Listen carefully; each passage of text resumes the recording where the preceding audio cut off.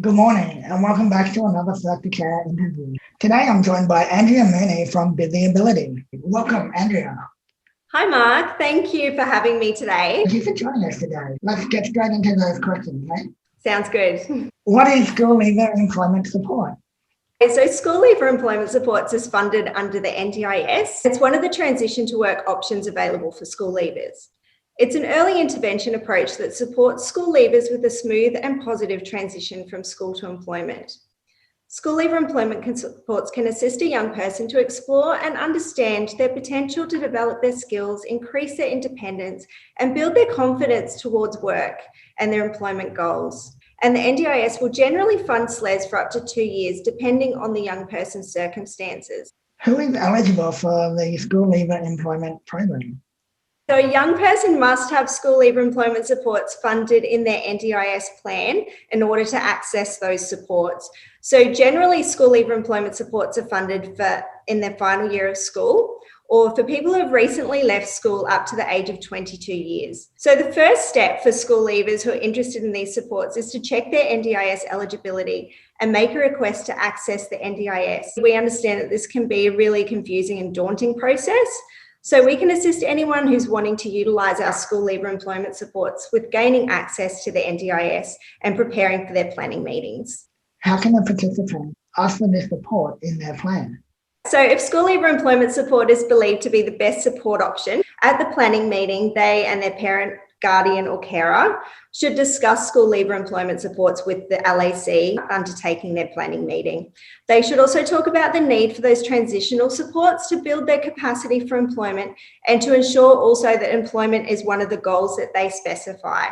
So the NDIA have also advised that for your planning meeting, it's good to have some documentation prepared. So that includes anything you can get from the school, like school reports, any school career transition plans, vocational interest reports, any work experience reports that you may have, references from any part-time work or volunteering activities, and of course, any relevant reports that you have from professionals, such as a functional capacity assessment from an OT. What does the good SLES program include? And what should you be doing with your provider? So providers do deliver School Leaver Employment Supports in different ways, but it should always be focused on supporting the goals to transition from school to work. It should also engage families and carers in working towards the young person's goals as well. We believe that one of the most important points about School Leaver Employment Supports is that support should be tailored to meet the young person's individual needs and employment goals.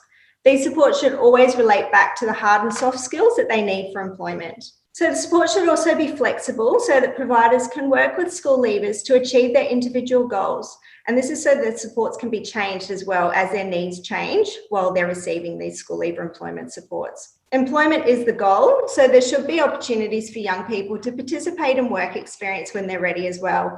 Work experience opportunities across different industries and roles help our participants to start to understand the world of work and the expectations of employment.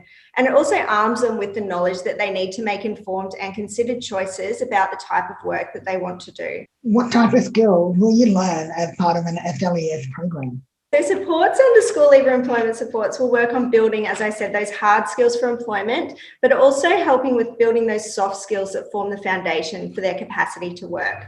So some of the skills that participants will be supported with include things like social communication skills, personal hygiene and personal presentation, decision-making and problem solving, how to manage their money, time management, building resilience, conflict resolution, self-motivation and determination. So we prepare our participants for work then by developing skills and work aspirations. So things like working in a team, computer literacy, understanding their strengths and how do they actually communicate that to employers, looking at resume preparation and job search, so job applications, interview prep, all of that stuff that they need to know to actually apply for work.